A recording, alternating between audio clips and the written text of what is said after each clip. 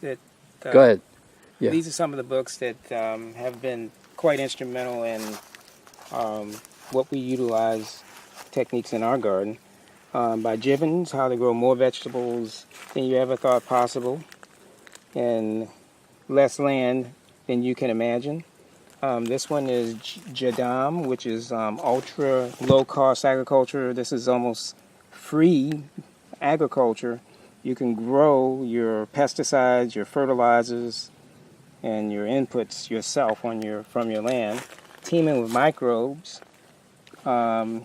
This is actually utilizing teaming on the same team, we should say, sports team, with using microbes to assist us, which we actually do whether we know it or not.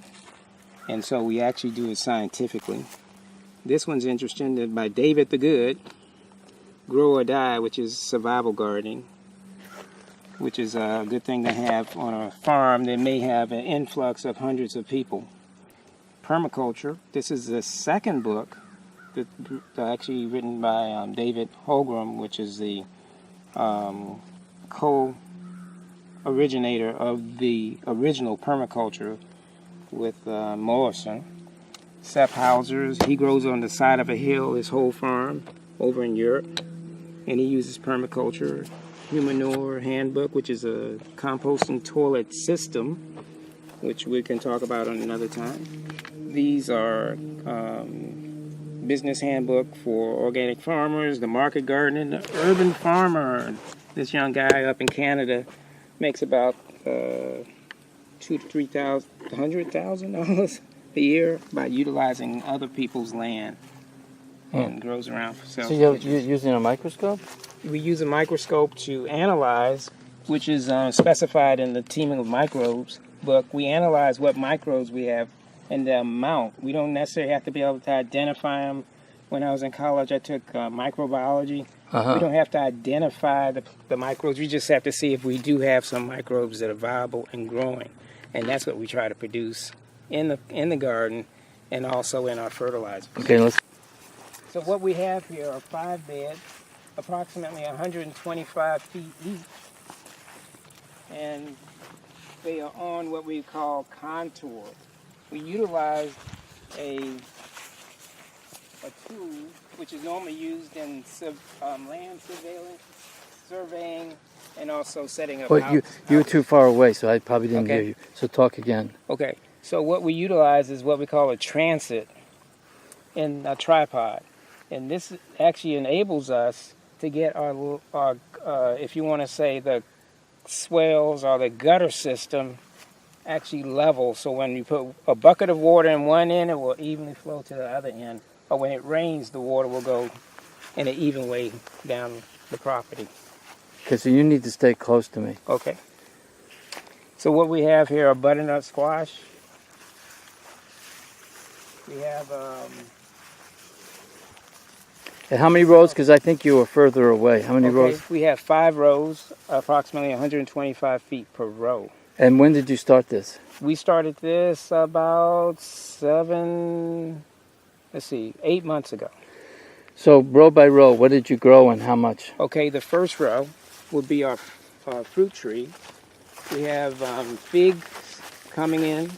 We have 4 blueberry plants, 2 at the end. Fig trees interplanted with some vegetables because we want to try to get a yield out of the property. We had beans galore that we tilled it's called top bunch pick beans that we tilled in, but it were beans all in between. So we had a food crop growing with what we call an orchard crop because we want to produce a yield. A lot of people don't like permaculture because they think, oh, you have fruit trees, but you got to wait 5-10 years before you get anything to eat. Well, in between the fruit trees, we grew edible crop beans. Okay, and over here we had what? We have squash coming in here. It's just now coming in? Compost that looks like a piece of corn. That's corn. Because we took the compost, we had about maybe 15 buckets of compost that we tilled in here from the kitchen, which is why we have... So you didn't use the cow dung, you used the compost from the kitchen? And we used cow dung too. Oh, okay. We did both. There's about 5 buckets of cow dung spread thin, and then we had compost and we tilled it in. So does your soil have the earthworms? This one may not. That one definitely does down here. Let's find out. This one may not. It's pretty fresh. Yeah. Nope, but I can show you some earthworms in the beds down there. That's all right. I believe you. But it's not bad. Okay, so next row was you were growing. So, oh, we even have a Satsuma, orange here too. This came from Shastra. We have figs growing. This fig's actually growing already. Yeah. Hope that I can't really see, but I hope it's working. All right. Squash, zucchini, Satsuma. Oh, wow.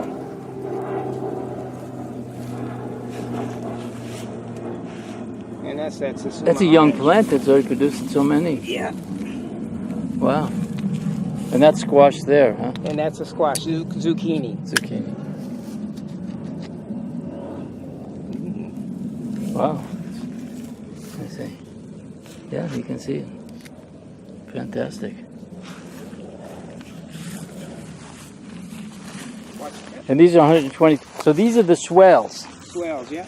And that's when when it rains, the water collects in the swales. And it will evenly disperse the water, and then it would go deep into the soil. The whole bed would be watered. It cuts down on watering. It waters the roots, not just on the surface. So you get deep, deep watering. 2 types of farmers: a shallow farmer and a deep farmer. Okay. A deep soil farmer. Shallow farmer, they'll spread stuff on the top. The deep farmer goes deep. We actually dug, starting at the other end, I dug down 12 inches, put compost in, dug it around a little bit, so it went 12 and 12, 24 inches deep. I'm really shooting blind because I can't see. It's all reflection. Yeah, you'll get it. Okay. And there's a swell on this top one also. Yeah. So this is still considered permaculture without a swell. Without a swell. And what this is butternut squash over there? Butternut squash. And over here? This was a Sumter cucumber, which is a small cucumber. Over there we had sweet potatoes, and now we have coming up some more bitter melons, a second harvest. A second harvest. Yeah. A lot of the gardeners around here have already had their first. We just put out some more. And we have some more zucchini squash and butternut squash. Are you rotating now? Yep. Okay. And we also planted our winter kale. So this is Siberian kale. Planted in these 3. You see these 3 little sort of troughs. Oh, yeah. That's kale. Wow. Huh. And it was planted about a week or so ago, so it's just now starting to come in. Some places heavy, some places light. Yeah. And let me see. I can't even see. Oh, I see it. Yeah, it's there. And that's the kale? That's kale. Yeah. Siberian kale. So this is bitter melon. Right. And this is the second. Right. Second planting. So we may get a bit before it freezes, may not. We'll see. Well, the way it is right now. We save seeds. So this is the Sumter cucumber. And if I can, what we'll do is we cut these and we actually save the seed in it.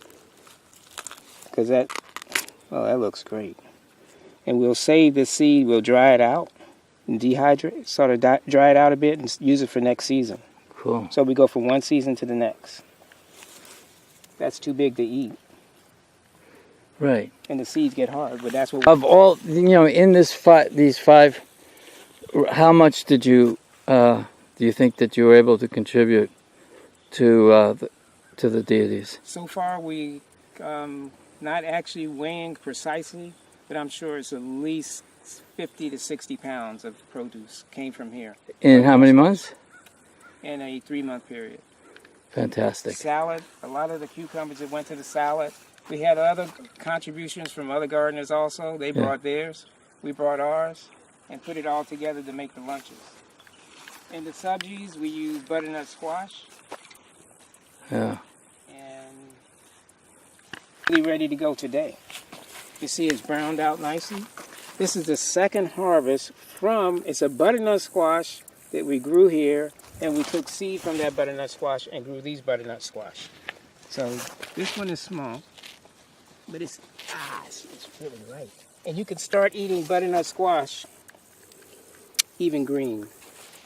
Actually, butternut squash is the one squash that I really like. And that's yours.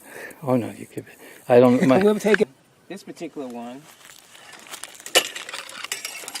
is called a broad fork, or broad fork. And so we actually luffed up the soil with this. Instead of using a tiller, you can use this. You would, and then you loosen the soil like that. Step back, do it again, and you loosen the soil up. And so in this garden, by using this double-handed broad fork, we could actually use this instead of a tiller. And this is a what here? This right here is a walk-behind sower. You select a disc for your particular seed, mustard seed. This one has corn, cucumber, and at different size slots. You insert it in the bin here, and this one is actually set for kale.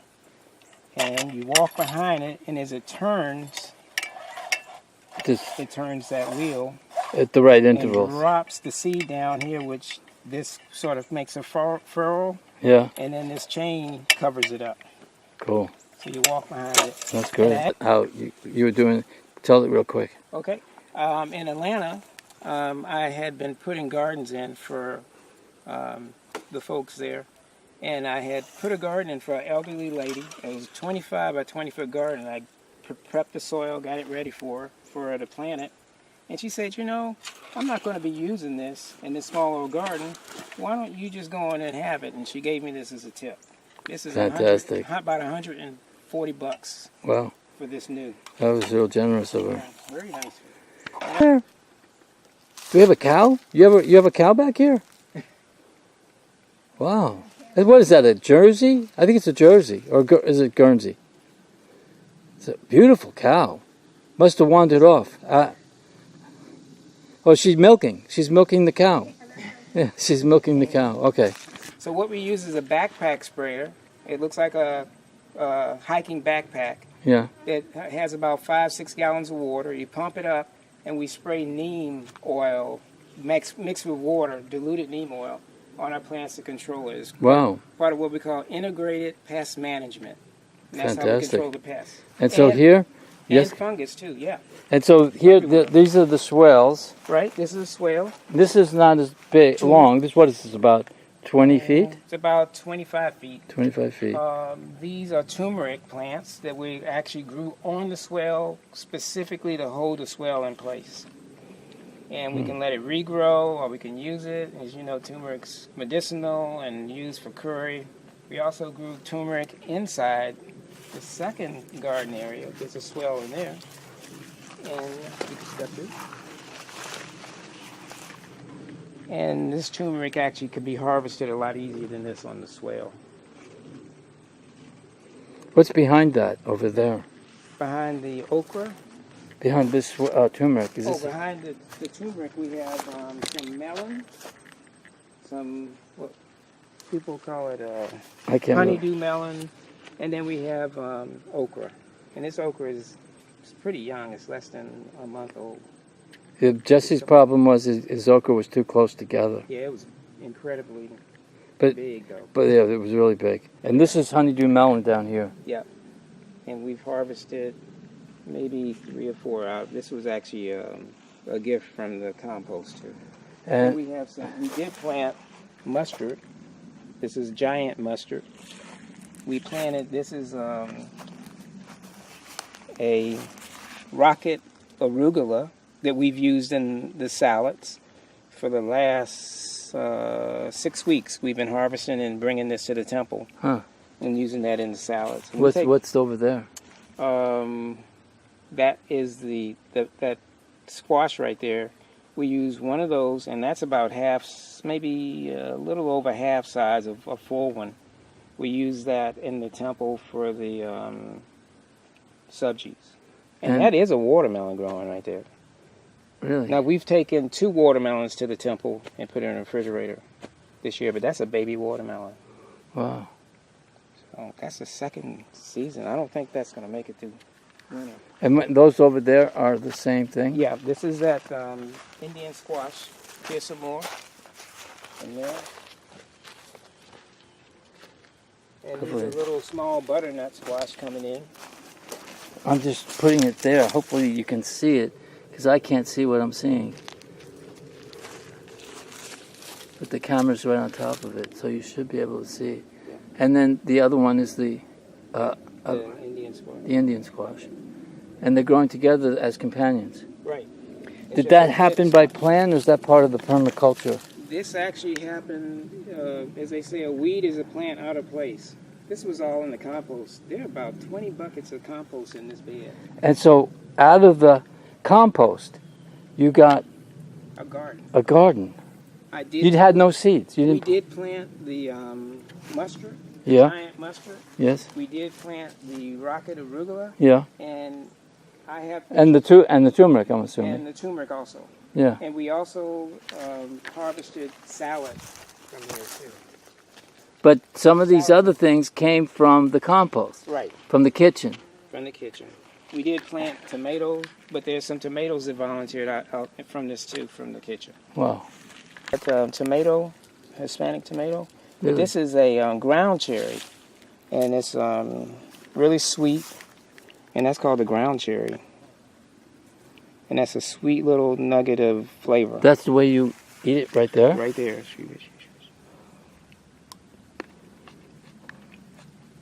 May I offer one and give to you? Yes, you may.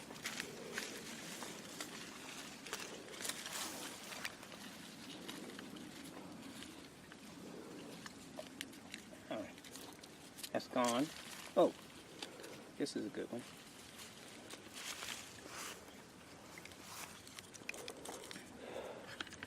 Okay. I am now consuming Hare Krishna, Krishna Krishna, Hare Hare. Ram, Ram, Ram, Hare Hare. Glory to Prabhupada. That's fantastic. It's pretty good. And we have... Look at my face. I'm happy.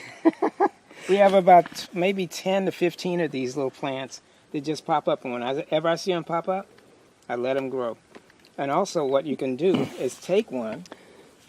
They don't seem to be as acidic as a regular tomato. No, and they're sweet, like candy. Yeah. It's like a little candy. If I was a kid, this would be great. Yeah.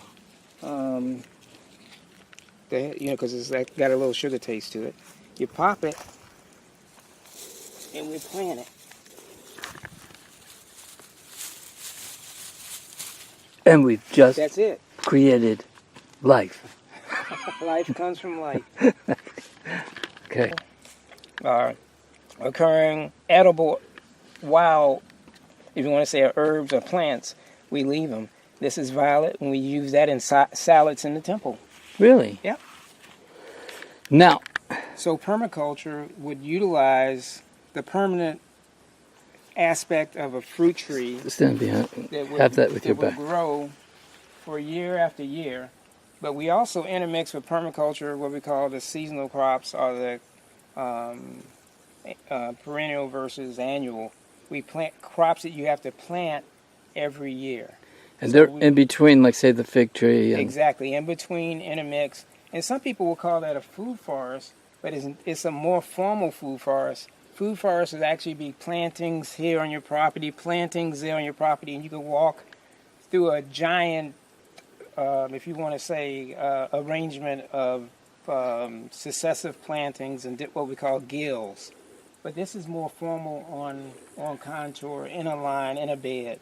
So those permanent, like say the fig tree, then there are certain plants that are better than others that they would associate with. Right, and so we would have plants that would help bring nutrition to the fig tree, help the fig tree bear better fruit. And the fig tree would also help and that in plant. reverse, yeah. So they're companion plants. So it's all yield. about like creating good association. Good association. Okay. Right. You give, you get.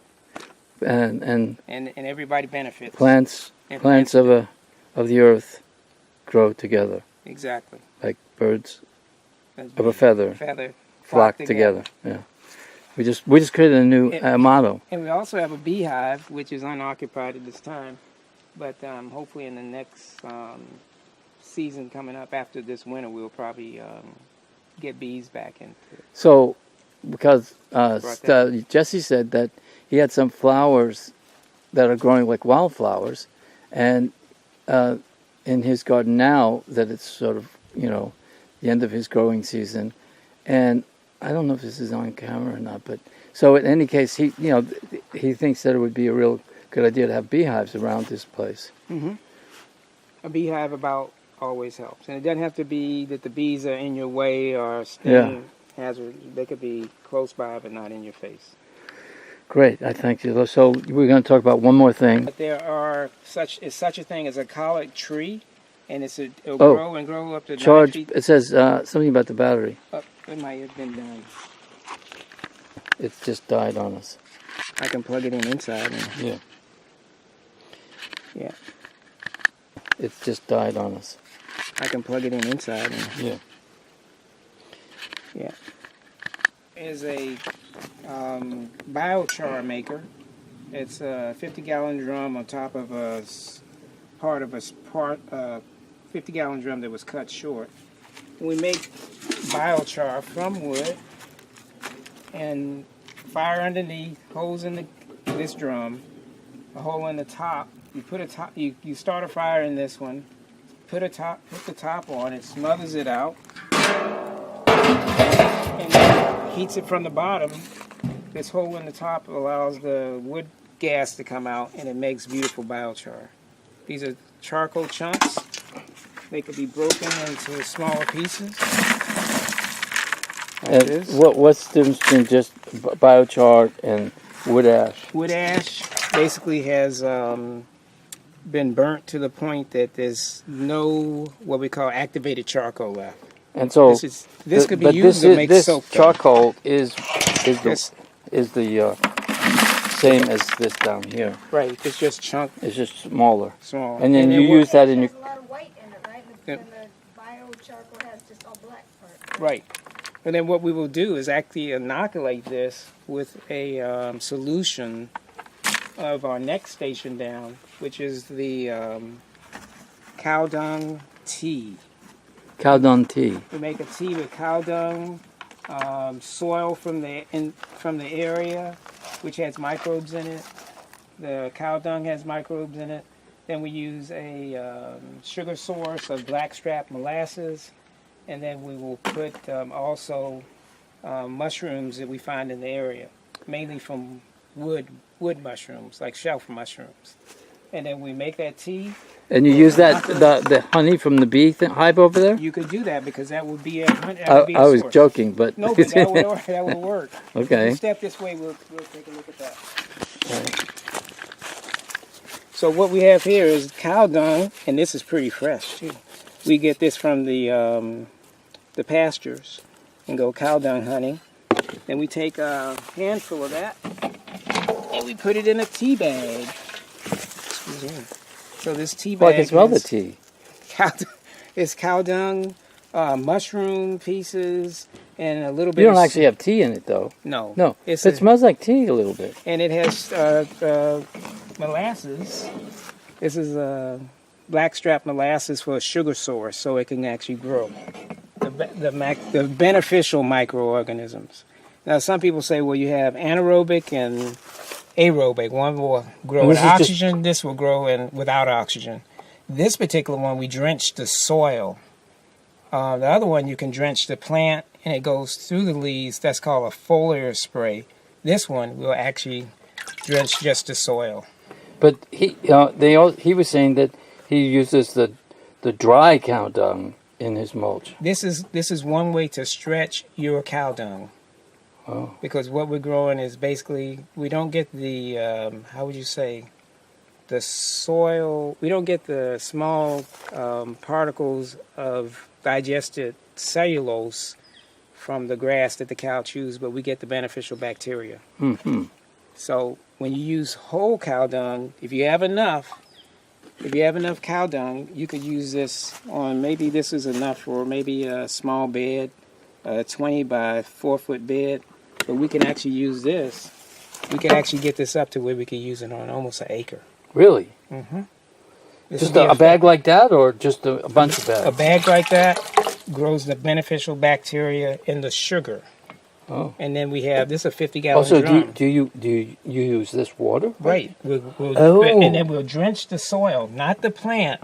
This one grows without So oxygen. this water will be Will distributed. be full. It'll be full of the I'm beneficial thinking bacteria. the bag full of, but the cow dung itself will still be used, right? That's the starter. That's the starter, but you'll still use the cow dung. You Right. dry it out and put it in the soil, or just put it in wet. We use cow dung as we have available. Yeah. But we're actually making this- a fertilizer. This is Out of- liquid and- fertilizer. Oh wow! So you can actually make enough for acres and acres of property this way. Fantastic. And this is also one way to do what they call the Bermonstra, antibacterial, antifungal, anti-insect. It's a secret. Don't tell too many people. I'll stop. Okay, But thanks. we can make what's known as the Bermonstra solution that will actually treat plants for disease and etc.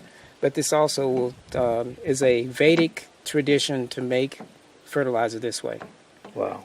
And they use jaggery. Jaggery is a sugar, Indian sugar. They use that sugar source to grow the All bacteria. right, we got a minute left, so just